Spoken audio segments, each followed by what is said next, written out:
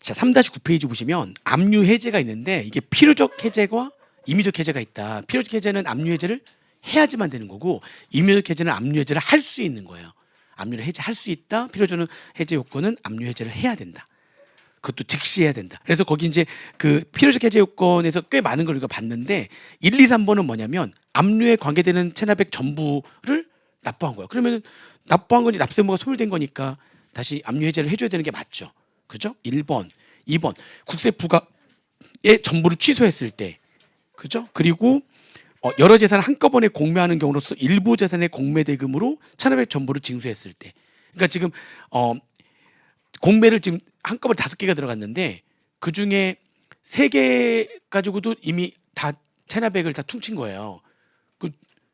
그러면 나머지 2개는 다 팔 필요가 없잖아요. 걔네들은 압류 해제를 해줘야 돼. 그러니까 다시 말하면 1, 2, 3번은 납세 의무가 소멸된 거예요. 그러니까 압류 해제를 해줘야지만 되는 거죠. 1, 2, 3번은 그렇게 보시면 되고요. 4번은 총 재산의 추산가액이 강제징수비를 가로를 넘어가세요. 강제징수비를 징수하면 남을 여지가 없어서 강제징수를 종료할 필요가 있어요. 그러니까 이게 체납을 이제 그러니까 추산가액이 이거 팔아봤자 강제징수비를 충당을 못하는 거예요. 아니면 충당하면 남은 게 거의 없는 거예요. 그럼 굳이 얘는 뭐 할 필요가 없는 거죠? 압류한 걸 계속 보관할 필요가 없는 거죠. 이게 강제징수를 하게 되면 보관비도 발생하고 막 여러 가지 수수료도 발생하고 할 텐데 이게 지금 강제징수비를 충당하고도 남은 금액이 없다면 굳이 이걸 압류 매각할 필요가 없는 거잖아요. 이게 옛날에는 뭐라고 했냐면 옛날에는 강제징수를 다른 말로 체납 처분. 아직도 지방세는 체납 처분이라는 표현을 쓰는 거예요. 지방세는 아직도 체납 처분. 그러니까 납부 고지서의 지정납부 기한까지 납부하지 않으면 그때부터 뭐라고 했죠? 체납이라고 했고 압류부터를 체납 처분이라고 했어요. 이게 헷갈리잖아. 납부 고지서에 지정납부 기한이 납부하지 않으면 체납, 압류부터는 체납 처분. 이게 뭐 체납 처분 헷갈리니까 이거를 이제 국세에서는 국기법에서는 국기법과 국징법은 체납 처분이라는 표현을 쓰지 않고 이제 뭘로 바꾼 거예요? 강제징수라고 바꾼 거예요. 이렇게. 요거랑 너무 이름이 비슷하니까 헷갈리니까 바꿔버렸어요. 근데 여전히 지방세는 아직도 체납처분이라고 하는 거예요. 체납처분. 이게 체납처분이면 얘랑 같은 표현이라고 보시면 됩니다. 이게 이제 예전에도 있었던 규정인데 예전에는 이렇게 되면 이거 추산가액이 강제비를 징수비를 충당하고 나면은 남는 금액이 거의 없네라고 하면은 체납처분을 중단했어요. 그래서 그 가로 안에 구 뭐라고 체납처분 중지. 이게 예전에는 체납처분 자체를 압류하고 매각하는 체납처분 절차를 중단시켜 버렸어요. 그러니까 돌려주는 거죠. 중단했으니까 뭐였죠? 야 이거 가져가. 괜히 보관 비용만 더 들어. 가져가 되는 거예요. 그러니까 뭐 이것도 압류 해제를 해야지만 되는 거예요. 압류 해제를 해야지만 된다. 금액이 얼마 되지도 않는데 보관 비용만 드는 거니까 해제하고 돌려준다는 겁니다. 이해되세요? 이걸 옛날에 뭐라고 했다고요? 체납처분 중지 사유라고 그래가지고 체납처분을 중지하고 압류 재산을 돌려준다. 해제한다. 이것도 필요적 해제 요건 중에 하나였고요. 이렇게 보시면 되고 그다음에 5번 압류 금지 재산 압류 바로 돌려줘야죠. 압류 금지 재산인지 모르고 압류했다면 바로 돌려줘야 되는 거죠. 그리고 제3자 재산을 압류했다면 바로 돌려줘야 되는 거죠. 7번은 아까 공부했던 얘기인데 확정전 보존 압류를 했는데 걔가 납세 담보를 제공하면서 압류 해제를 요청하면 압류 해제를 해줘. 이거 공부했던 거죠. 뭐가 더 위니까 납세 담보가 더 위기 때문에 그 납세 담보를 제공하면서 압류 해제를 요구하면 바로 해제해 주는 거예요. 그리고 확정전 보존 압류를 했는데 확정전 보존 압류를 한 날로부터 3개월이 됐는데도 아직 뭐가 안 됐다. 확정이 안 됐다면 그럼 압류 해제 해줘야지만 된다. 아까 확정전 보존 압류에서 이미 얘기됐던 거죠. 그리고 제3자 소유권 주장. 제3자가 소유권 주장을 했는데 그게 정당하다고 판단되면 바로 줘야죠. 압류 해제하고 돌려줘야 되는 거고요. 제3자가 소유권 주장을 했는데 나는 부당하다고 생각해. 그럼 아까 며칠 내에 15일 내에 체납자를 상대로 해가 소송을 제기해라 라고 했더니 이거 진짜 소송을 제기했어. 소송을 제기해가지고 또 승소 판결을 받은 거야. 그러면 바로 압류 해제를 해줘야만 된다. 제3자가 소유권 주장했을 때에 두 군데에서 필요적 압류 해제 있었잖아요. 그 얘기가 그대로 적혀 있는 겁니다. 그렇게 보시면 되고요. 그리고 미음은 이제 신혼보증금이라든지 계약보증금 등의 조건부 채권을 압류했는데 채권이 성립되지 아니할 것이라고 확정되면 그러면은 바로 돈을 그 압류 해제를 해야지만 된다. 그러니까 조건이 성취되어야지만 채권이 되는 조건부 채권인데 조건이 성취가 되지 않으면 그러면은 채권이 성립이 안 되는 거예요. 그러면 압류를 해봤자 의미가 없는 거죠. 그렇죠. 채권이 성립이 안 되는 거니까 다시 돌려줘야지만 된다 이런 얘기입니다. 그리고 임의적 해제 요건인데 이거는 이제 해제할 수 있는 건데요. 압류 후에 재산가액이 변동해서 체납액 전액을 현저히 초과할 때 압류한 재산 압류를 했는데 이게 가격이 엄청 올라가지고 뭐 주식을 압류했는데 쉽게 얘기하면 주식을 압류했는데 가격이 엄청 올라 버려가지고 체납액은 지금 1,000만 원인데 이거 재산가액이 5천만 원이면은 압류 해제를 할 수 있다. 압류 해제를 하고 그러면서 얘한테 그거 팔아서 내세요 뭐 이렇게 할 수 있다는 거죠. 압류 해제 할 수 있다. 강제는 아니에요.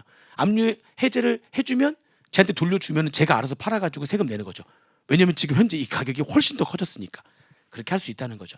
뭐 그런 겁니다. 그리고 압류와 관계되는 체납액을 전부 납부한 게 아니라 일부만 납부하면은 압류 해제를 할 수 있다. 그러니까 이건 선택사항 해도 되고 안 해도 되고.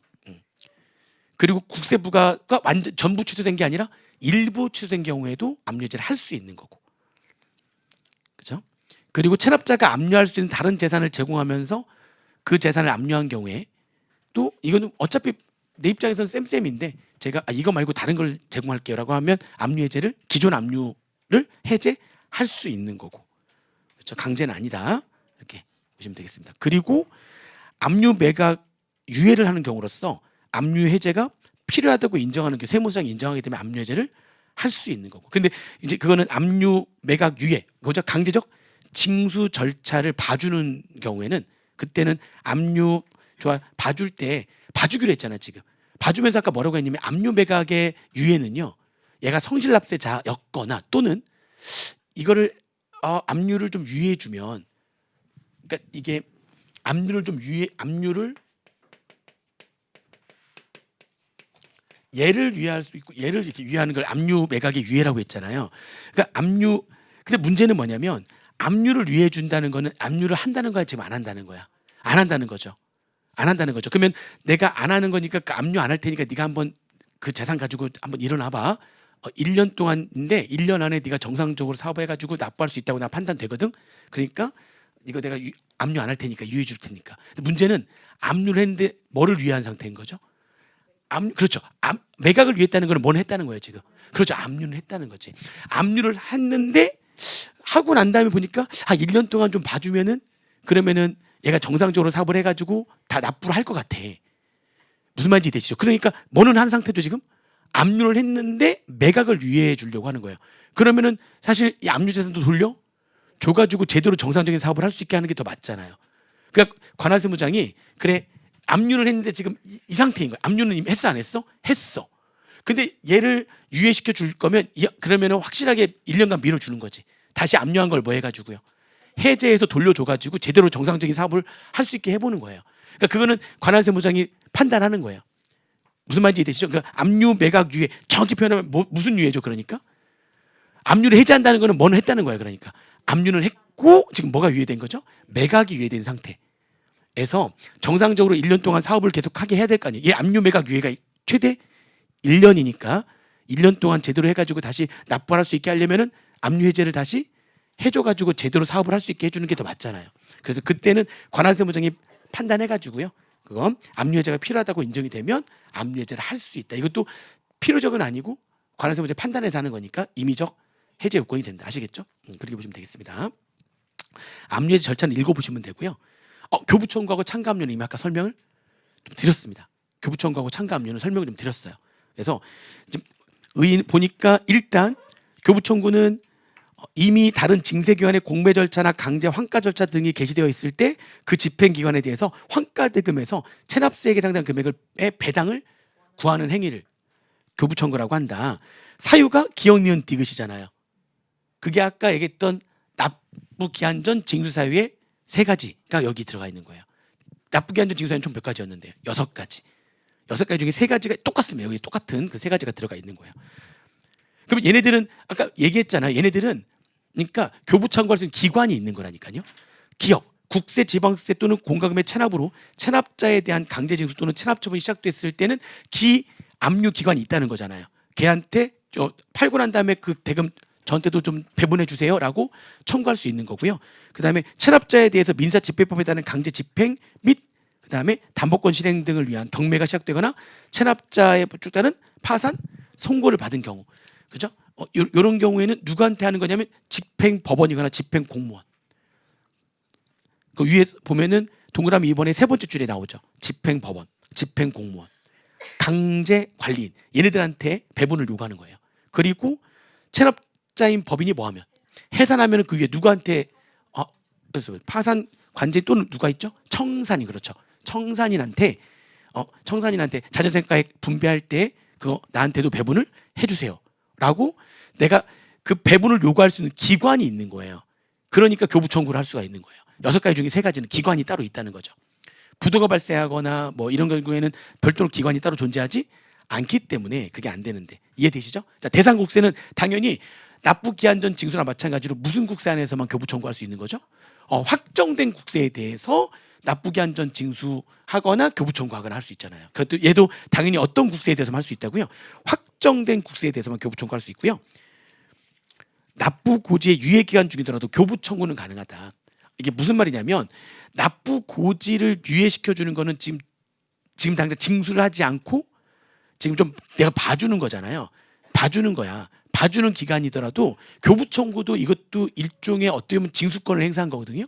그런데 이거는 그냥 기압류 기관이 팔아서 남은 금액 있으면 저한테도 좀 나눠주세요라고 하는 교부 청구를 하는 거기 때문에 이게 납부 기한 연장해가지고 뭐 봐주는 기간이더라도 뭘 할 수 있는 거냐면, 그러니까 뭘 봐주는데 압류한다는 건 말이 돼야 안 돼요. 안 되는데 봐주는 기간 동안에 뭐는 할 수 있다는 거예요. 교부 청구는 할 수 있는 거예요.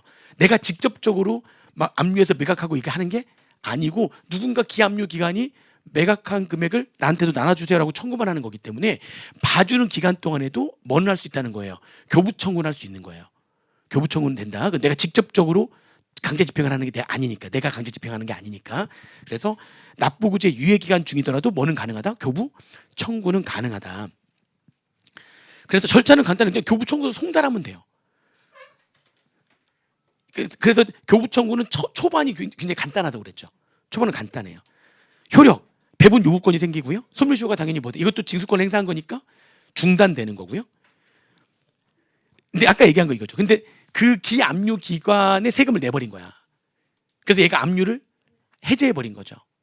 그러면 교부 청구의 효력이 상실된다. 그게 지금 거기 있는 디귿입니다. 교부 청구를 받은 집행기관에 강제 환가 절차가 해제되거나 취소되는 경우에는 교부 청구의 효력이 상실된다. 그리고 이것도 얘기했네요. 집행기관이 장기간 매각을 하지 않고 있어. 내가 그걸 촉구할 수 없어요. 매각을 촉구할 수 없다. 내가 권리가 없다니까요. 촉구할 수 없어요. 그렇죠? 해제, 이건 뭐냐면, 자, 지금 나는 지금 아까 나는 부천세무서 소득세 교부 청구를 했고, 지금 압류 들어간 건 언제? 지금 종로세무서에서 부가가치세 지금 압류가 들어간 거고, 나는 그래서 교부 청구한 거거든요 지금. 근데 이 갑이라는 자가 돈이 생겼어. 돈이 생겼는데 얘가 부가가치세를 납부하면 교부 청구의 효력이 상실돼요. 그럼 나는 이제 내가 새롭게 다시 이제 압류에 들어가든지 뭐 하든지 새롭게 들어가야 되고, 그게 아니라 얘가 내 걸 낸 거야. 얘를 안 내고 얘를 낼 수도 있잖아요. 얘를 내면은 그러면 이제 어떻게 교부 청구를 해제하면 되죠. 저 해제할게요. 거기 얘가 왜요? 제가 얘 미친 거 아니야? 얘 이걸 내야지 왜 여기 얘를 내? 압류는 여기를 했는데 얘는 아무 생각 없는 애죠. 그러니까 얘가 뭘 낸 거야? 교부 청구한 소득세를 낸 거야. 그래서 그러면 나는 교부 청구를 그냥 뭐 하면 되는 거죠? 그냥 해제하면 되는 거죠. 얘를 내면 교부 청구의 효력은 뭐가 되고 상실되고, 그런 얘기예요. 이해되죠? 자, 그 다음에 참가압류는 아까 얘기했죠. 참가압류는 내가 압류를 할 수 있는 상태가 됐는데 이미 기압류 기한이 있는 거야. 그럼 나는 그 압류에 참가만 하면 되는 거죠. 압류 참가는, 그러니까 2순위 압류권자가 되는 거예요. 쉽게 얘기하면 그걸 우리가 참가압류라고 하는 건데, 사유는 압류의 요건이 충족된 경우로서 압류하고자 하는 재산 이미 다른 기관에 의해서 압류가 집행되고 있다면 나는 그 압류에 나는 참가를 하는 겁니다. 근데 절차, 선행 압류 기간에 참가 압류 통지서를 송달해야 되고요. 그리고 나도 압류의 뜻을 체납자나 제3채무자 및 저당권자 등에 통지를 해야 되고요. 그게 등기나 등록을 요하는 재산이라면 뭐도 하는 거죠? 등록도 해야 되는 거예요. 그러니까 압류하고 똑같은 행위를 다 해야 되는 거예요. 그러니까 말했죠. 처음에는 좀 바빠요. 교부청구는 저 교부청구 할게요라고 송달만 하면 되는데 이거는 송달, 통지 또 등기 등록을 요하는 자산이라면 참가압류도 압류니까 이것도 등기 등록을 다 해야 되는 거예요. 효력. 당연히 기압류권자로부터 배분 요구권이 생기는 거고요. 이것도 참가압류도 징수권을 행사한 거기 때문에 징수권 소멸시효가 중단이 되는 거고요.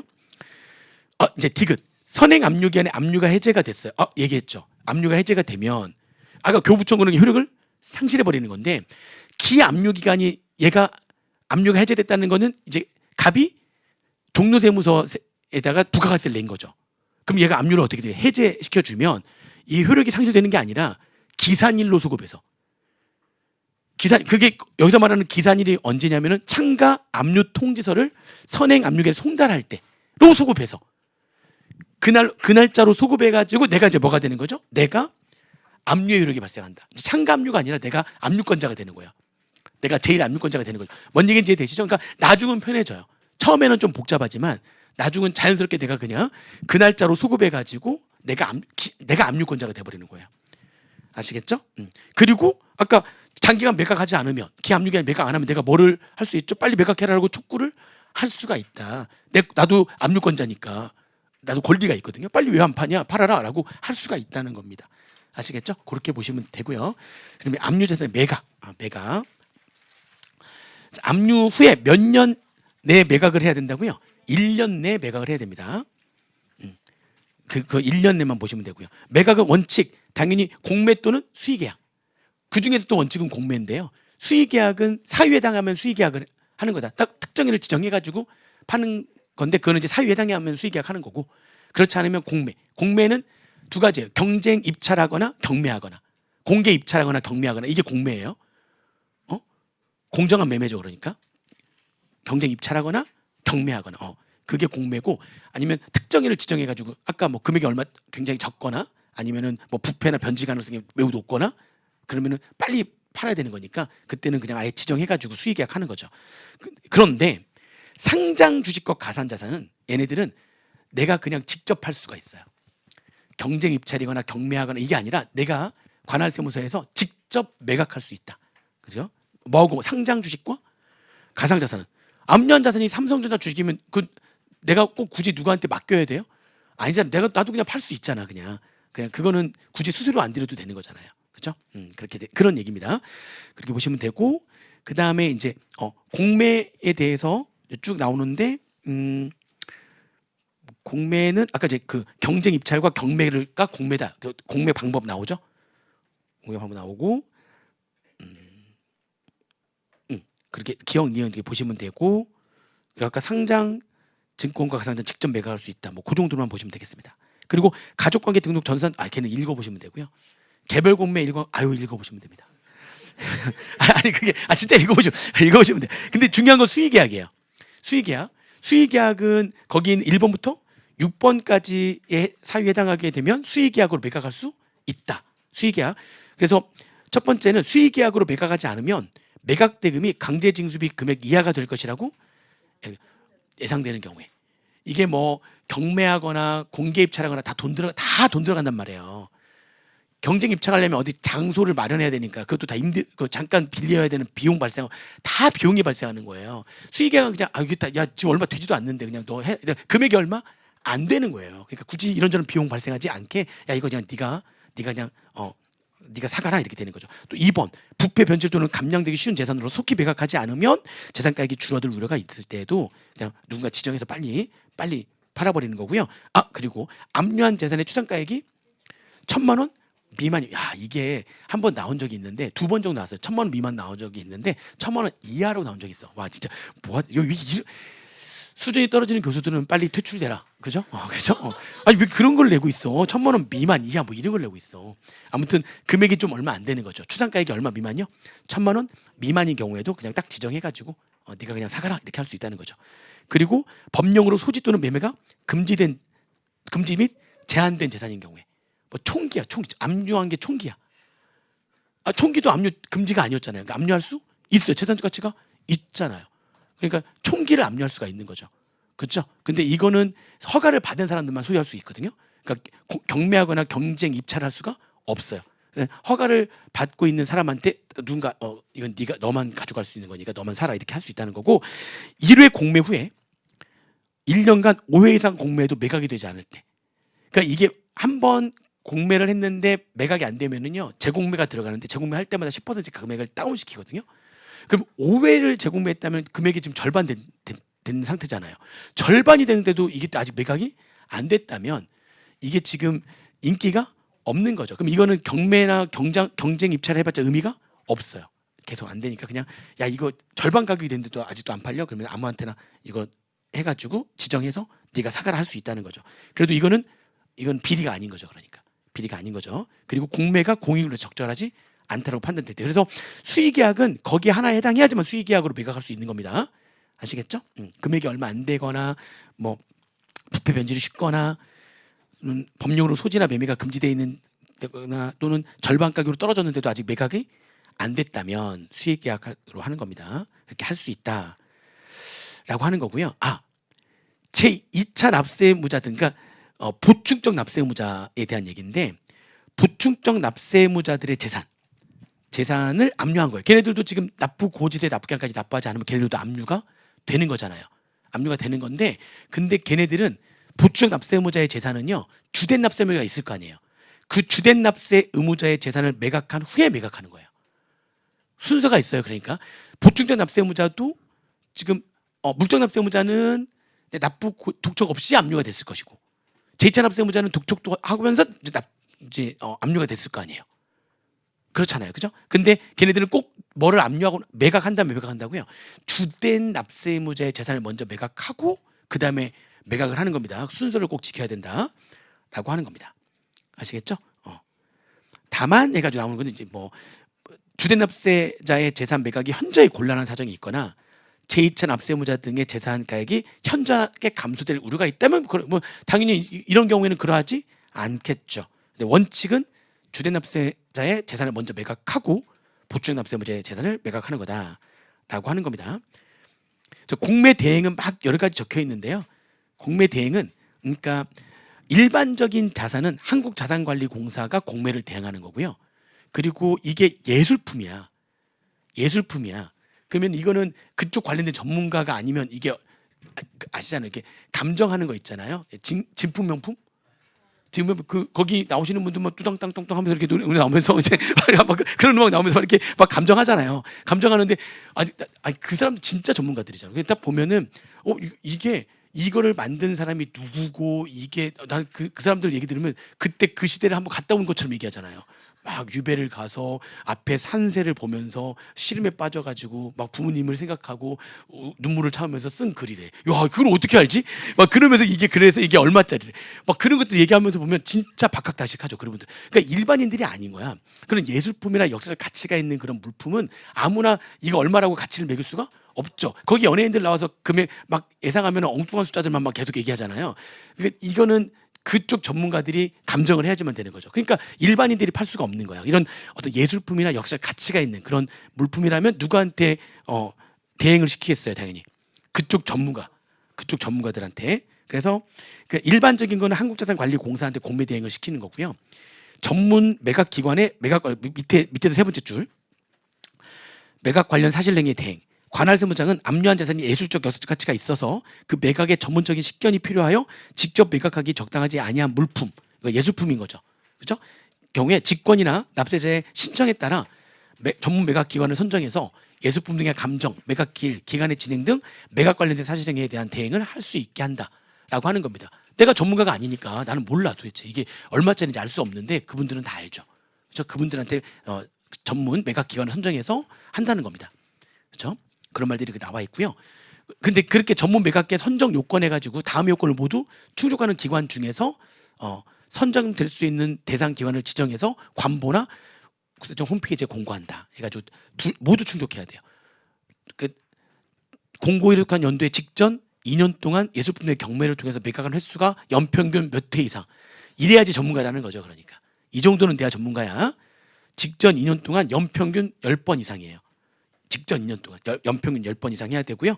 그리고 걔네들이 정보통신망을 이용해서 매각을 할 수 있는 능력이 있는 자.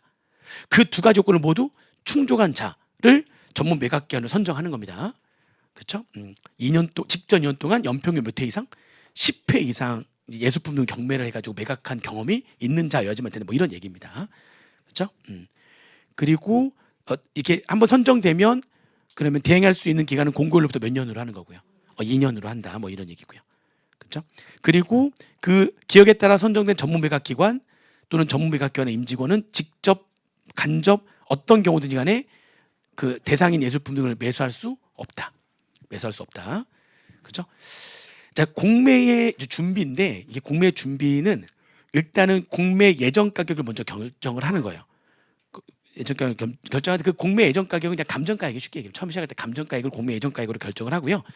그리고 뭐 현황 조사하고 공매 장소를 이제 공매할 장소를 이제 선정하고 그냥 걔네들 읽어보시면 되고요.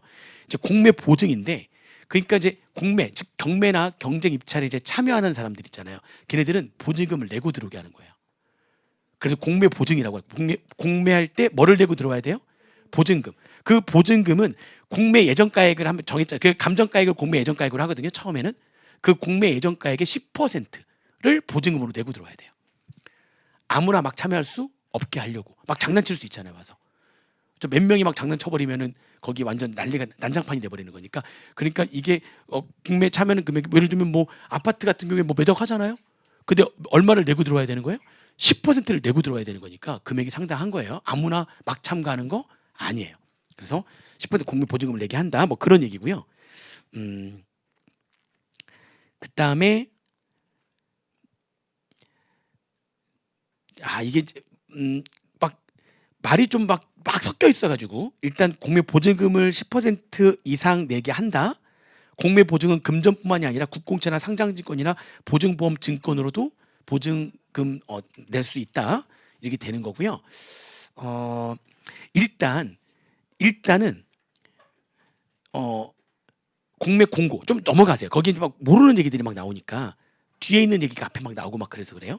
근데 공매 공고를 먼저 볼 텐데 공매 공고를 하는 거는 이제 매각 결정 기일을 정해야 되는 건데 매각 결정 기일은 개찰일로부터 며칠을 내로 정해야 된다고요. 개찰일로부터 7일. 그러면 이게 개찰일이 뭐냐라고 하는 건데 그러니까 공매를 하게 되면 경쟁 입찰을 하거든요. 입찰을 해요. 입찰가 여러 사람들 막 이제 들어오는 거죠. 뭘 내고? 보증금 내고 이제 들어오는 거야. 입찰하게 되면 거기에 들어온 사람들 중에 누군가가 낙찰이 되겠죠. 그럼 낙찰되지 않은 사람은 유찰이라고 하는 거고 낙찰이 되는 거고 낙찰이 되면은 이제 누군가가 한테 이제 뭐 얼마인데 가장 높은 가격을 제시하는 사람한테 이제 낙찰이 되겠죠. 그럼 낙찰이 되면은 그다음에 개찰을 해요. 이게 말이 이제 입찰, 낙찰, 그다음에 개찰. 개찰이 뭐야?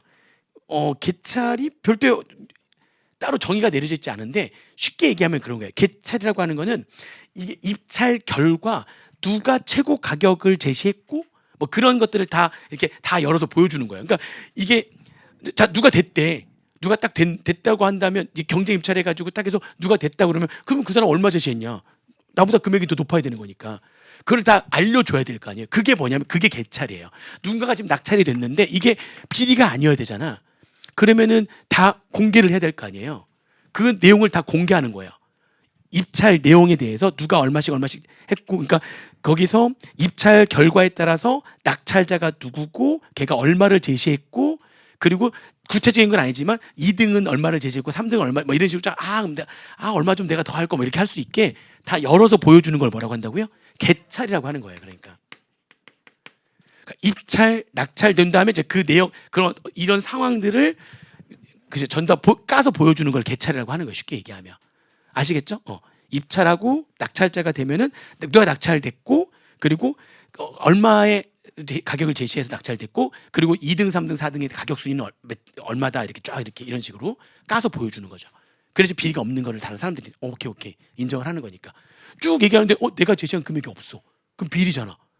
아니면 얘가 낙찰자라고 내가 더 높은 금액을 제시했는데 내가 아니라 쟤야. 이건 비리잖아. 그러니까 보여줄 필요가 있죠. 무슨 말인지 이해되세요? 그러니까 입찰, 낙찰, 개찰 이렇게 들어가고 개찰이 되면 그러면 이제 그 다음에 이 순서를 볼게요. 그리고 공매 공고의 동그라미 2번. 그러면 이제 매각 결정 기일을 정해야 될 거 아니에요. 이제 얘가 사가야 될 거 아니에요. 그러면 이제 얘가 낙찰자가 사가야 될 거 아니에요. 언제 매각 결정 기일은 개찰일로부터 며칠 내로 한다고요? 7일 내로 정한다. 매각 결정 기일은 개찰일로부터 며칠 내에 7일 내로 정한다. 매각 결정. 날짜를 정해야 되는데 요거는 개찰일로부터 며칠 내에 7일 내에 정한다는 거예요. 7일 내에 정한다. 그런 얘기고요. 그럼 매각 결정 기일이 정해졌다면은 그럼 대금을 납부를 하면 되는 거죠. 대금을 납부하면 된다. 해가지고 조금 이렇게 대금을 납부하면은 되는 거죠. 그렇죠? 순서가 지금 좀 막 왔다 갔다 좀 하고 있어가지고요.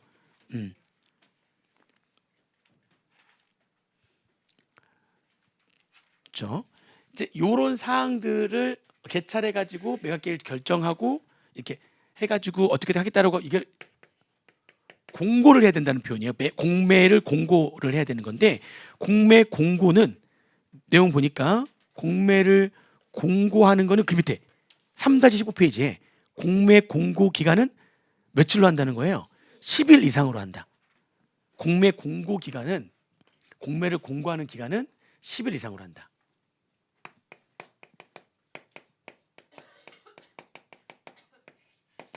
그죠? 공매 공고 기간은 10일 이상으로 한다. 재산을 보관을 이게 공매 이렇게 표현할게요. 그러니까 이렇게 언제 입찰하고 낙찰되고 개찰하고 이렇게 하려면 이제 이게 공매하는 거니까 공매 공고는 이전에 이제 공매 공고를 하는 거죠. 이렇게 막 순서가 좀 왔다 갔다 하고 있으니까 얘는 며칠 이상 하는 거고요. 10일 이상 공매 공고하는 거고요. 그럼 이제 이때 어디에서 어떤 물건을 어떻게 공매하는 이런 것들이 다 공고가 되는 거죠. 거기에 참여할 사람들이 이제 그 내용을 보고 여기 경쟁 입찰해가지고 낙찰을 받을 사람 받고 닦아서 보여주고 그리고 개찰일로부터 7일 내에 매각 결정 기일을 하고 그리고 대금을 납부를 하면 이제 그럼 소유권이 이전이 됩니다. 이게 이제 기본적인 순서예요. 그러니까 요게 기본적인 순서도 이렇게 보시면 되겠습니다.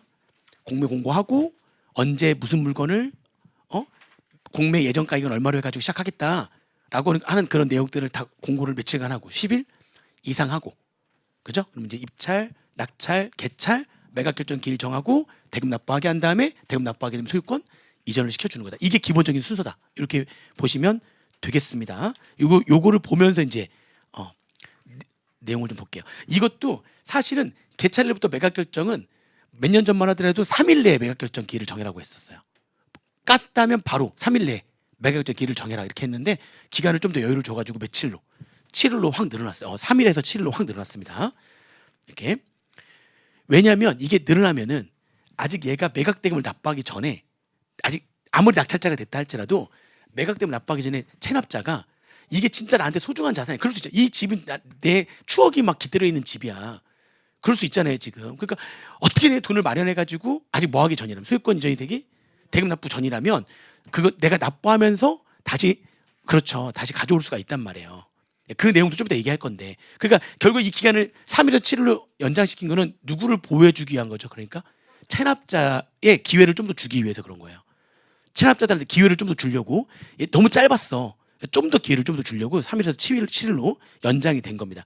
그래서 이렇게 보시면 체납자의 재산을 보존할 기회를 좀 더 부여를 하기 위해서 이렇게 연장이 됐다 이렇게 보시면 되고요.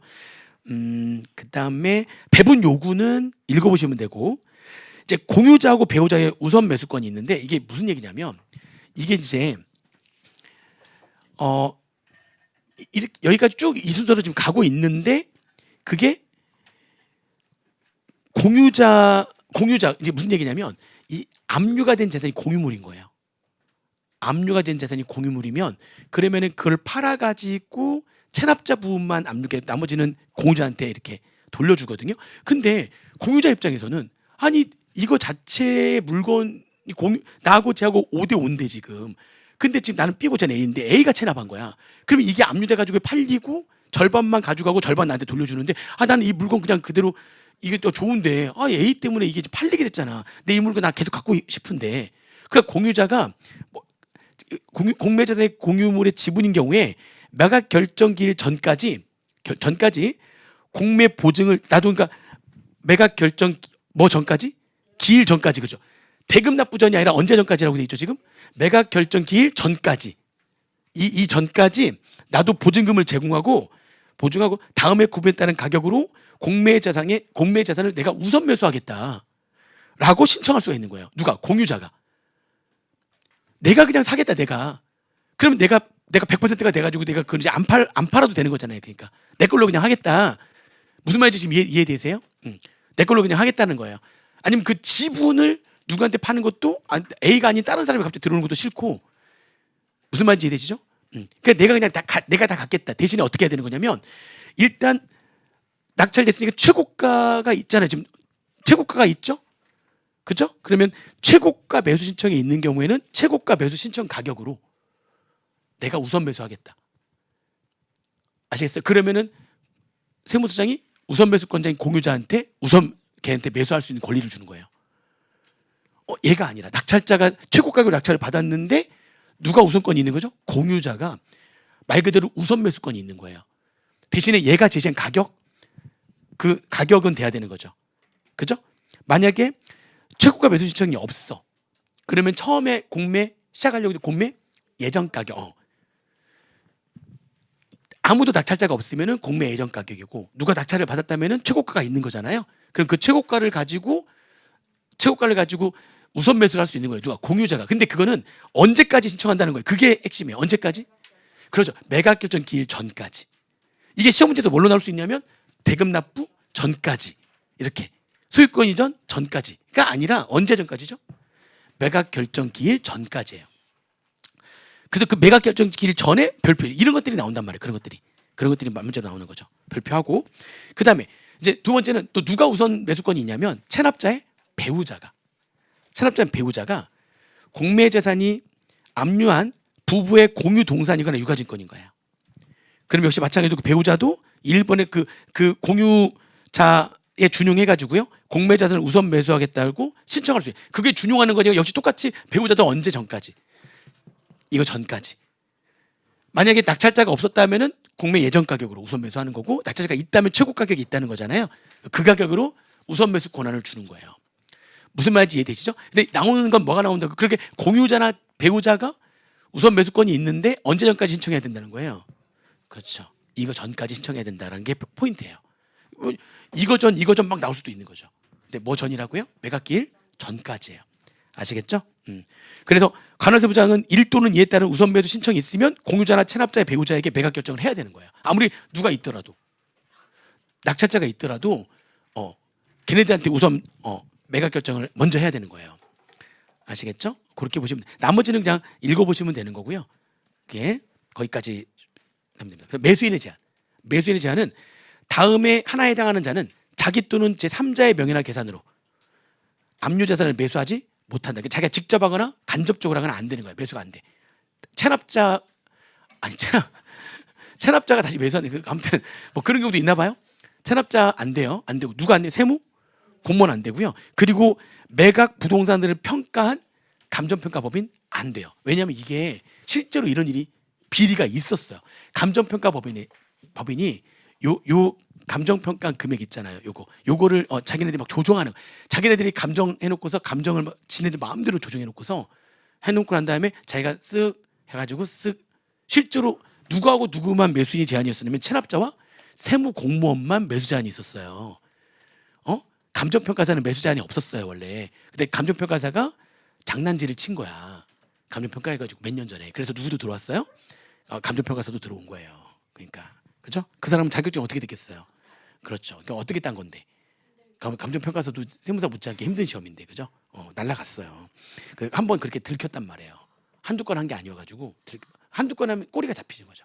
꼬리에 잡혀가지고 들켰다 보시면 되겠습니다. 그래서 그 감정평가 법인에 소속된 감정평가사까지 다 안 돼. 무조건 안 돼. 왜냐면 그 정보를 공유할 수 있는 거니까. 실제로 감정평가한 사람 말고도 소속돼 있는 감정평가사도 안 돼. 거기 안에 다 자료 있잖아. 너 다 자료 보고 지금 하는 거 아니야? 안 돼. 이렇게 된 거죠. 그 다음에 이번에 공매재산의 매수 신청인이 매각 결정 기일 전까지 공매재산의 매수인이 되기 위하여 다른 법령 이게 뭐냐면 지금 내가 낙찰자가 돼 매수 신청이 이제 낙찰자가 이제 개찰이 되면 이제 낙찰자가 아니라 이제 뭐가 되는 매수 신청이 되는 거거든요.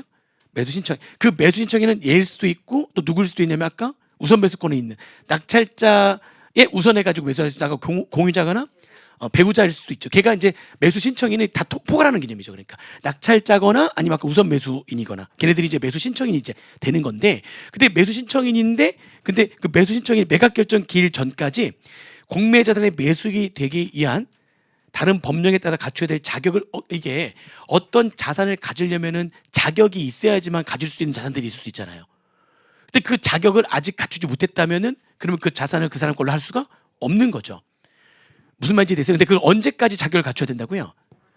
이것도 매각 결정 기일 전까지 꼭 이 자격을 갖춰야지만 가질 수 있는 자산이라면 그러면 그때까지 자격을 갖춰야 돼요. 근데 그때까지 자격을 갖추지 못했다면 그 사람이 매수를 못하는 거죠. 매수인의 제한입니다. 아시겠죠? 그래 보시면 되고요. 그 다음에 공매 참가의 제한인데 이건 뭐냐면 관할세무장은 이것도 이제 나올 만한데 다음에 어느 하나에 해당한다고 인정되는 사실이 있는 자에 대해서는 그 사실이 있은 후 몇 년간 2년간 그 2년간의 별표 공매장소 출입을 제한하거나 입찰에 참가하지 아니할 수 있다. 그죠? 이게 입찰하는 자의 공매 참가 최고가 매수 신청인의 결정 또는 매수인의 매수대금의 납부를 방해하는 거죠. 막 방해한 자 깡패 쉽게 얘기하면 깡패 어깨. 그래서 공매에서 부당하게 가격을 낮출 목적으로 담합을 했거나 뭐죠? 다 깡패들이에요. 깡패들. 거짓 명의로 매수 신청을 한 사실이 들통났거나 그죠? 사기꾼이죠. 이제 깡패나 사기꾼들은 들통나는 순간 몇 년간 못 들어와요. 이제 2년간 못 들어오게 한다는 거예요. 2년간 아시겠죠? 이런 경우가 실제로 있어요. 실제로 이 경매가 좀 그러니까 지금은 많이 완화됐는데 옛날 얘기하면은 경매 이런 거 하면은 아버지 시대에 막 얘기하잖아요. 그럼 약간 그런 느낌. 종로의 김두한 뭐 이런 사람들이 막 이제 가가지고 딱 장악하고 그래가지고 뭐 그런 것도 있잖아요. 옛날에 뭐 그런 영화도 보지 모르겠지만 그 건설 업체를 선정을 하는데 탁구공을 드는 거야. 탁구공을 드는 건데 탁구공을 딱 들어가지고 그게 탁구공 3번을 딱 하면 이제 되는 거야. 누가 3번 할 거냐. 근데 이제 딱 미리 어깨들이죠. 어깨가 딱 먼저 처음에 딱 갔는데 3번을 냉동고에 넣어라. 그러니까 딱 3번만 딱 하면 뭐 시원해. 이거네. 그러면 뭔가 시원한 거야. 싹 하면 3번 해가지고 내가 입찰 이렇게 되는 거지. 내가 누구야? 어깨야. 그러니까 그런 경우가 옛날에 워낙 많아가지고요. 근데 지금은 많이 완화됐는데도 불구하고 아직도 그런 사람들이 있을 수 있다. 막 내가 낙찰자인데 돈을 막 못 내게 하거나 돈을 못 내게 하면 결국에는 낙찰자가 돈을 못 내게 되면은 그러면은 이게 유찰돼 버리거든요. 그러면 다음번에 더 낮은 금액으로 해가지고 또 막 가고 이렇게 되는 거니까 그런 짓을 하는 사람이 있다는 거죠. 그러면 2년간 공매장소 출입을 제한하거나 입찰에 참가하지 아니할 수 있다라고 보시면 됩니다. 그리고 공매 실시에 보시면 이제 이게 막 순서가 뒤죽박죽 좀 돼 있어서 그래요. 보니까는 입찰서에 입찰세 제출하고 그죠? 그 다음에 낙찰되면서 이제 개찰하는 거고, 그죠? 그런 얘기들이 거기 이제 적혀 있는 겁니다. 1, 2, 3, 4번 이렇게 이제 읽어보시면 되고요. 그러니까 입찰, 낙찰, 개찰 이렇게 하는 거고, 그러니까 차순위 매수. 이건 뭐냐면 아까 이제 공유자나 배우자의 우선 매수권이라고 하는 건 무슨 말인지 알겠죠? 근데 이것도 이제 무슨 말인지는 알아야 되는데 차순위 매수 신청이라고 하는 거는 최고가 매수 신청인이 결정됐어 일단. 그러니까 누군가 최고해가지고 지금 낙찰자가 최고가 매수 신청인이 결정이 됐어요. 결정이 됐는데 해당 최고가 매수 신청인 외에 매수 신청인은 매각 결정 기일 전까지 공매 보증을 제공하고 매수인이 법 소정에 지정된 기한까지 매수 대금을 납부하지 않아서 매각 결정이 취소가 되는 경우. 아니 얘가 최고가를 제시는 했지만 돈을 그렇게 마련 못 해가지고 돈을 완납 못할 수도 있잖아요. 무슨 말인지 이해되시죠? 그런 경우에 최고가 매수 신청 가격에서 사실 얘는 지금 이거를 3억에 지금 됐고 나는 사실 2억 8천 제시했는데 나는 2억 8천 얘는 지금 뭐라 했냐면 3억을 제시해서 얘가 됐어. 그 내가 말만 3억 제시 돈은 지금 없어서 못 내고 있어. 무슨 말인지 되시죠? 그러면은 이제 내가 매수 신청 최고가 매수 신청가 3억이었잖아요. 3억이었는데 처음에 시작 가격은 2억이어가지고 내가 2천만 원 내고 들어왔거든요. 보증금. 그러면 내가 보증금 빼고 내가 얼마를 내겠다는 거죠? 2억 8천 내가 더 내겠다. 그러면 나 다 내는 거잖아. 내가 한 건 사실 2억 8천이니까 2천 빼고 2억 6천만 더 내면 되는 건데 나보다 더 높은 가격을 제시한 사람이 낙찰이 된 거예요. 근데 이 사람이 완납을 못 하고 있는 거야. 그러면 제가 3억이니까 2천 빼고 2억 8천 내가 더 내겠다. 총 얼마를 내가 내겠다? 내가 3억을 그렇죠. 그 얘기예요. 그러니까 그렇게 뺀 금액 이상의 가격으로 공매전을 매수하겠다고 신청을 할 수가 있어요. 그거를 뭐라고 한다고요? 차순위 매수 신청. 근데 그거는 왜 차순위냐면 얘가 완납을 하면 나한테 순서가 안 오는 거죠. 그렇죠, 그렇죠. 얘가 근데 완납을 못하면 그 다음에 내가 바로 내가 매수를 할 수 있는 거예요.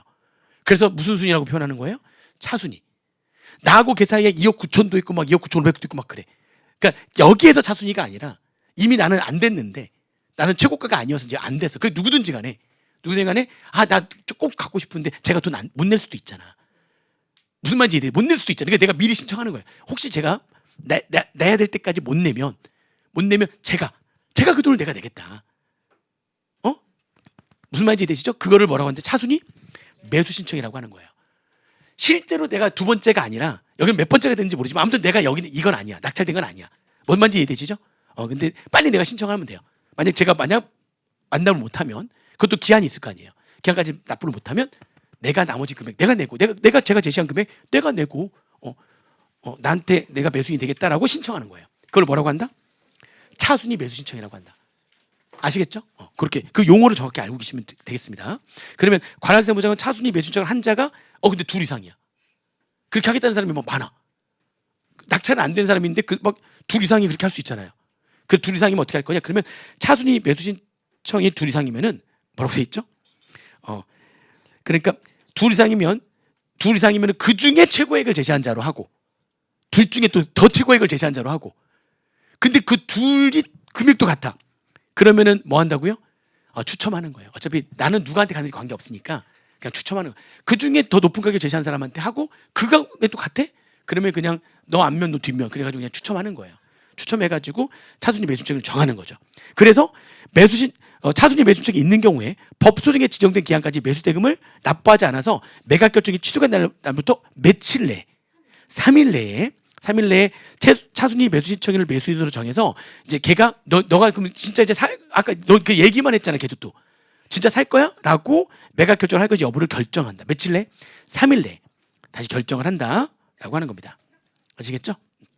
그런데 공유자나 배우자 아까 우선 매수 신청이 있거나 차순위 매수 신고자가 아까 그 어깨거나 들어올 수 없는 애거나 무슨 말인지 지금 이해되시죠? 그 어깨거나 그런 얘기 또는 매각 결정 전에 공매 취소나 정지 사유가 있거나 뭐 그렇다면은 그렇게 차순위 매수 신청인한테 순서가 안 가는 거예요. 뭐가 더 우선되는 거죠? 차순위 매수 신청부터 보니까 아까 공유자나 배우자의 우선 매수 신청이 매수권이 더 우선되는 거예요. 그러니까 그게 있다면 아무리 내가 차순위 매수 신청자를 할지라도 안 되는 거야. 그게 더 우선되는 거야. 무슨 말인지 이해되시죠? 그리고 아까 어깨들도 된다 안 된다? 안 되는 거고 그렇게 보시면 됩니다. 그 정도 보시면 되고요. 자, 그다음에 이제 그러면은 이제 관할세 부장은 매각 결정 불가 사유가 없으면 매각 결정 기일에 최고가 매수 신청인을 매수인으로 해가지고 매각 결정을 해야 되는데, 그러니까 낙찰자들한테 이제 매각 결정을 해야 되는 건데 낙찰자한테 2번 3-10페이지 두 번째 칸에 2번 최고가 매수 신청인이 공매 자산의 매수인이 되기 위하여 다른 법령에 따라 갖춰야 될 자격을 갖추지 못했어. 아까 그 어떤 이 자산이 꼭 어떤 자격을 갖춰야지만 취득할 수 있는 자산이라면 그 자격을 갖춰야 되는데 자격을 못 갖춰서 근데 안타깝죠. 그러니까 걔한테 좋아 1회에 한정해서 당초 매각 결정 기일. 자, 당초 매각 결정 기일은 며칠 내에 해야 되는 건데요. 개찰일로부터 7일 내에 해야 되는 건데 이때까지 자격을 다 못 갖춘 거야. 무슨 말인지 이해되시죠? 그러면은 1회에 한해 가지고 매각 결정 기일로부터 며칠 안에서 더 연기할 수 있다고요? 그러면은 얘가 10일을 더 딱 1회만 해서 10일 연장이 가능한 거예요. 무슨 말인지 이해되시죠? 그러니까 이게 자격을 갖춰야지만 가질 수 있는 자산이라면 1회 안에 가지고 이때까지 자격을 못 갖출 수 있지. 좀 안타깝지? 1회 안에 가지고 10일의 범위 안에서 연기할 수 있다. 그렇죠? 그렇게 보시면 되고요. 매각 결정의 효력은 매각 결정 기일에 매각 결정을 한 때에 발생한다. 그러니까 요 기일 안에 자, 제가 그러면 최고가 낙찰자고 제가 이제 오케이, 저 매각하겠습니다라고 매각 결정을 할 수 있는 끝날이에요. 이게 매각 결정 기일이. 그러니까 요 안에 내가 오케이, 그 제가 제시한 그 금액으로 매각하겠습니다라고 결정. 일단은 말은 했는데 낙찰은 됐는데 낙찰자가 무조건 매각할 수 없는, 그냥 질러봤는데 됐네. 아, 이거 어떻게 하지? 그러면 아니, 내가 그냥 질렀는데 됐어. 그냥 무조건 내가 그 돈을 지금 내야지만 된다면 그것도 웃기잖아요.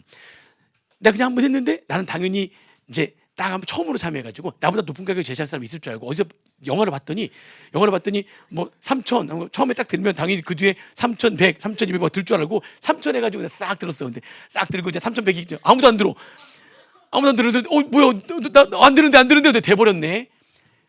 무슨 말인지 되시죠? 그러면 내가 이제 그 돈을 마련할 수 있는지 아니면 그게 진짜 그 자산이 나한테 필요한지 고민을 하라는 거죠. 고민해가지고 며칠 안에 결정을 해야 되는 거예요. 7일 안에 결정을 하는 거예요. 근데 그거를 1회 안에 해가지고 10일 더 해가지고 그 안에 더 연장도 가능하고요. 그래서 매각 결정 기일 안에 내가 오케이 매각하겠습니다, 내가 매수하겠습니다로 결정을 하면 된다는 거죠. 그런 얘기입니다. 그래서 매각 결정의 효력은 그 기일 내에 기일에 매각 결정을 한 때에 발생을 하는 거다라고 하는 거고요. 그 읽어보시면 된다는 거죠. 그리고 자, 대금 납부자. 대금 납부는 매각 결정 기일에 지금 내가 매각을 결정을 이 기일 안에 뭐해서 매각 결정을 했어요. 기일 안에 매각 결정을 했다면 이 기일 안에 했어요. 대금 납부는 언제까지 하는 거예요? 그러면 7일 내에 대금 납부를 하는 겁니다. 이게 그러니까 요종 막 다 읽기는 좀 힘드니까 요렇게 가는 거예요. 지금 어떤 얘기인지 이해되세요? 그러니까 매각 결정할 수 있는 그 기일을 좀 더 연장할 수 있는 거고, 결정을 하게 되면 결정한 날로부터 며칠 내에 대금 납부를 해야 되는 거고 7일 내에 대금 납부를 해야 되는데, 근데 이것도 마찬가지예요.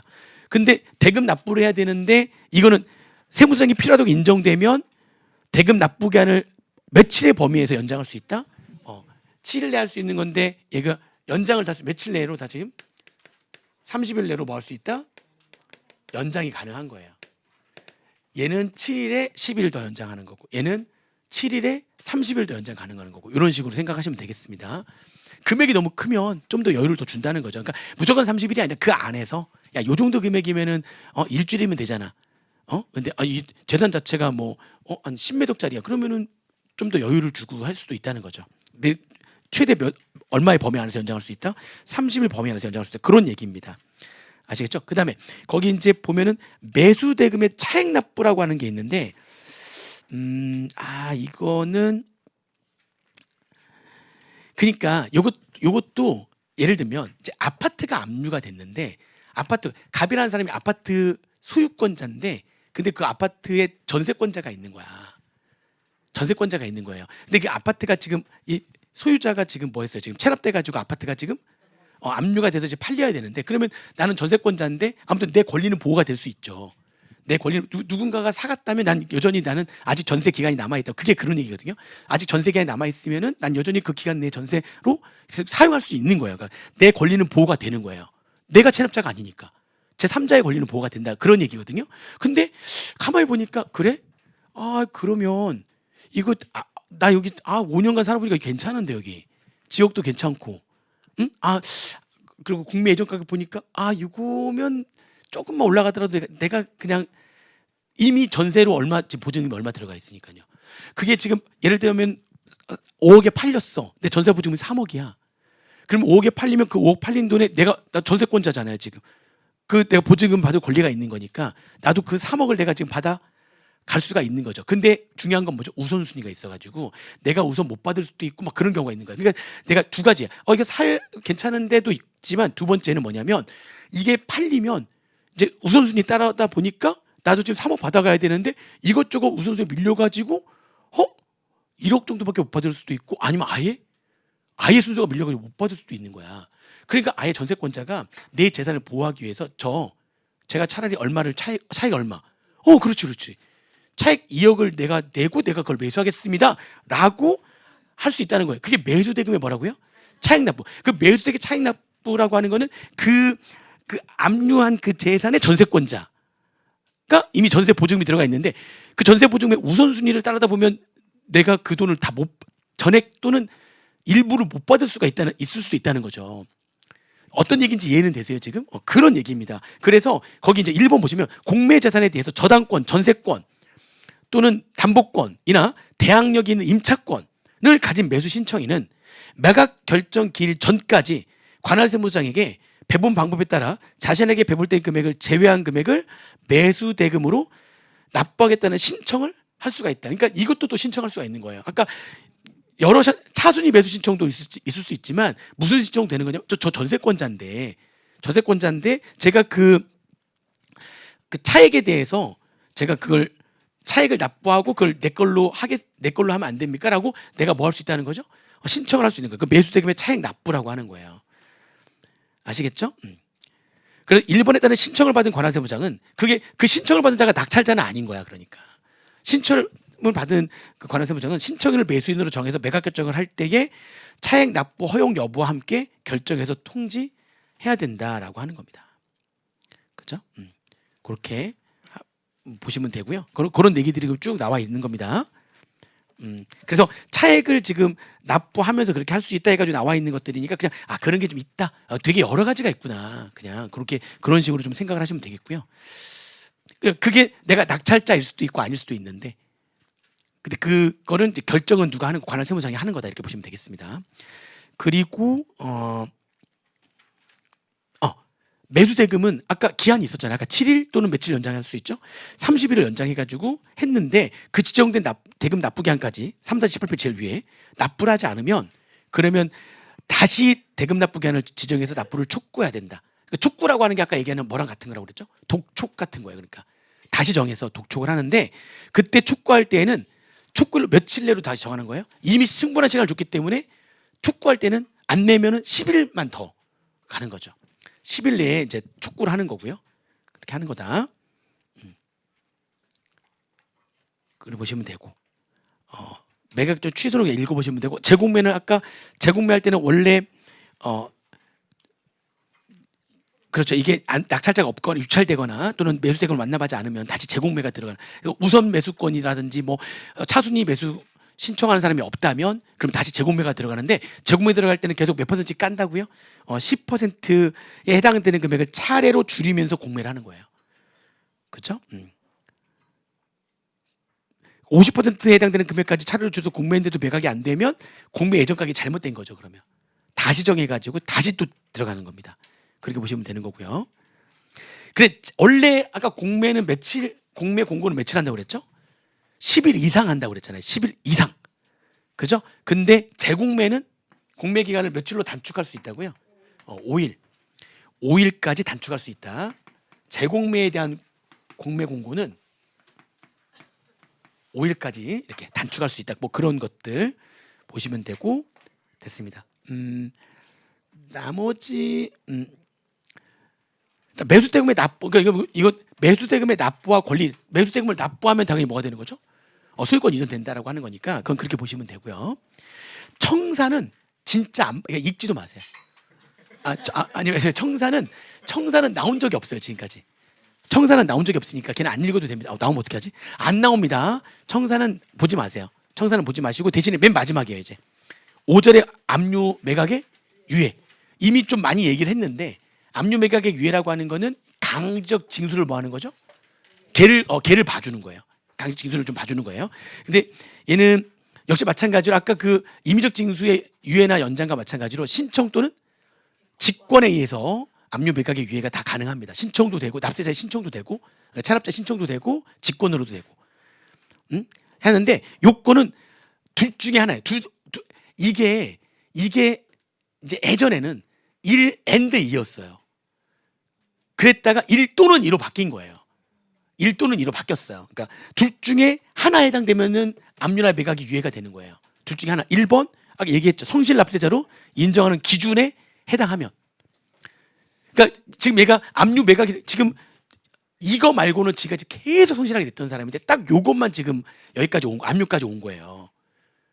성실 납세자 기준에 해당되는 자야. 그러면은 오케이 넌 처음이니까 지금까지 25년간을 네가 성실하게 됐는데 처음이네. 알았어. 1년 내가 압류 유예해 줄게. 뭐 이렇게 돼. 근데 압류 유예는 최대 몇 년이라고요? 1년. 압류 매각 유예는. 두 번째는 또는 재산의 압류나 압류자의 매각을 유예함으로써 체납자가 사업을 이걸 압류를 안 하면 이제 재산이 정상적으로 이제 운영할 수 있잖아요. 압류가 안 된 거니까 압류를 유예를 함으로써 체납자가 사업을 정상적으로 운영할 수 있게 되어 체납액의 징수가 가능하게 될 것이라고 관할세무청이 인정하는 경우에도 압류 및 매각이 유예가 된다. 최대 몇 년? 1년. 그러니까 AND가 아니라 또는요. 1 또는 2. 둘 중에 하나에 해당되면 압류 매각이 유예가 되는 겁니다. 그죠? 그래서 압류 유예 기한은 유예한 날의 다음 날부터 몇 년 이내로 한다? 1년 내로 한다. 그리고 그 2번은 1년이 아니라 아까 위기지역 특례에 해당하면 몇 년이었죠 아까? 임의적 징수 걔네들 봐주는 것도 2년이었는데 강제적 징수 봐주는 것도 2년간 할 수 있어요. 근데 아까 이미 차이를 얘기했었죠. 똑같은 내용이 적혀 있는데 근데 거기 고용재난지역, 고시된 지역, 산업위기 대응 지역 그리고 특별재난지역 여기에 사업장이 소재할 것이면서 B가 B잖아요. 그래서 A 무슨 기업에 해당할 것? 중소 그렇죠. 얘는 중소기업에 해당하면서 그런 지역에 사업장이 있어야 돼요. 그 A, B가 모두 충족돼야 돼요. 그리고 니은하고 딕은 별도로 따로따로 보여요. 또 이제. 근데 니은에 보니까 또 특별재난지역 선포된 그 지역에서 재난으로 신체를 입은 지금 소득세법상 사업자잖아요. 개인 사업자잖아요. 근데 그 소득세법 개인 사업자도 또 무슨 기업에 해당하는 그것도 중소기업에 해당하면서 서울에 사업장이 있는데 특별재난지역에 놀러 갔다가 신체 피해를 입은 사업자인 거죠. 그것도 무슨 기업에 해당해야 되는 거죠? 중소기업에 해당해야 되는 거고요. 그리고 디귿은 아까 얘기했잖아요. 얘는 중소기업 표현이 없어요. 사망했어요. 사망해가지고 상속을 받은 자는 중소기업인지 아닌지 걔는 안 따져요. 특별재난지역에 놀러 갔다 사망해버린 거야. 그 사업자가. 그러면 이제 상속인이 그 사업을 상속을 받았을 거 아니에요. 그죠? 그 상속인은 중소기업 여부를 또 따지지 않고 걔네들은 1년이 아니라 최대 몇 년까지 유예가 된다고요? 2년간 유예가 되는 거예요. 아까 좀 비교를 좀 해드렸죠. 그죠? 그리고 담보적 당연히 담보적 요구할 수 있죠. 납부를 좀 유예해 주는 거니까 할 수 있고요. 근데 납부를 담보적용 요구를 할 수 있는데 성질 납세자가 납부 계획서를 제출하고 국세체납정리위원회가 체납액의 납부 계획의 타당성을 인정하면 그럼 담보적용을 요구하자. 이게 예외적으로 인정하지 않을 수도 있는데 여러 요건을 쭉 하면 아까 1번, 2번 중에 누구예요? 성질 납세자여야 되고 요건을 추적해야 되고 납부 계획서도 제출해야 되고 국세체납정리위원회가 타당성을 인정을 한다면 그러면 담보적용을 요구하지 아니한다. 그죠? 그리고 아까 얘기한 건데 압류 매각 유예를 했는데 필요하다고 세무서장이 필요하다고 인정하게 되면 이미 압류한 재산의 압류를 해제할 수 있다. 이거는 아까 압류를 했는데 뭐를 지금 유예한 상태일 때 그런다고 그랬죠? 그렇죠. 이미 압류를 했는데 매각이 유예된 상태예요. 지금. 근데 정상적으로 사업을 할 수 있게 해줘야 될 거 아니에요. 그러니까 오케이 알았어. 그럼 압류 해제를 내가 해줄게 라고 할 수도 있다는 거죠. 임의적 해제 요건 중에 하나라 아까 설명드렸던 내용이고요. 그리고 효력에 압류 또는 매각이 유예가 되고 얘는 뭘 봐주는 것들은 징수권을 행사한 게 아니기 때문에 뭘 봐주는 거니까 소멸시효가 중단되는 게 아니라 뭐죠? 정지가 되는 거죠. 봐주는 기간 동안에는 소멸시효가 정지가 되는 겁니다. 중단이 아니죠. 그리고 봐주기 때문에 납세 증명서 발급도 해준다. 이건 아까 오늘 첫 시간에 얘기했던 거고요. 그리고 체납 자료 제공 대상에서도 제외가 되는 거 봐주기로 했기 때문에 체납 자료를 제공하면 안 되는 거죠. 그리고 여기 좀 안 적혀 있는데 납부지원 가산세 계산 기간에 산입이 된다는 거죠. 아까 임의적 징수 봐주는 거는 납부지원 가산세 계산한다 안 한다? 안 한다. 지나더라도 그 임의적 징수를 봐주기로 한 거는 납부지원 가산세 일수나 월수 계산 안 하는데 압류 매각의 유예는 납부지원 가산세 계산한다 안 한다? 한다. 그래서 그 말이 좀 빠져 있으니까요. 납부지원 가산세 계산 기간에 산입을 한다. 압류 매각 유예된 경우에도 산입한다라고 보시면 되고요. 기타는 뭐 안 봐도 됩니다. 그리고 국세체납정리위원회 이렇게 나오는데 그건 안 봐도 돼요. 그런 것들은 뭐 그냥 그런 게 있다. 체납정리위원회가 있다. 그걸 보시면 됩니다. 걔는 따로 나오진 않을 거다. 그러니까 압류 매각 유예만 정리하시면 됩니다. 문제는 뭐 여러분들이 풀어보세요. 해설이 너무 잘 돼 있어요. 그래서 너무 잘 돼 있어. 그래서 조금 풀면 40문제 풀면은 뭐 던질 것 같아가지고 그래서 아무튼 그렇습니다. 뭐 문제는 풀어보시면 됩니다. 잘 돼 있으니까 근데 꼭 풀어보셔야 돼요. 꼭 풀어보시고 이게 이제 OX 문제는 OX 문제대로 푸는데 그 객관식 문제 집에도 내용 있잖아요. 작년 교재 갖고 있어도 돼요. 크게 안 바뀌었기 때문에 바뀐 부분이 막 그렇게 크게 영향을 미치지 않기 때문에 작년 교재 갖고 있어도 그냥 풀어도 되고 올해 교재면 더 좋고 해가지고 꼭 문제도 꼭 풀어보시기 바랍니다. 그리고 이게 국징법은 가성비가 좋은 것 중에 국기법보다 훨씬 양이 적거든요. 근데 나오는 건 똑같이 나오잖아요, 개수가. 그래서 어떻게 보면 국기법에 비하면 어떻게 보면은 가성비가 좋기 때문에 얘네들은 좀 한 3번 정도는 좀 정독 좀 해보고요. 한 2번까지는 좀 걸리는데 3번, 4번부터는 금방금방 봐요. 눈에 익으니까 금방. 그리고 OX 문제도 꼭 하고 난 다음에 OX 문제 꼭 풀어보시고. 그래서 한 3번 정도 보고 마지막에 2주 남겨놨을 때 그때 한 2번 또 보시고 총 5번을 보는 거죠. 그러니까 그러면은 국제법은 다 맞을 수 있어요.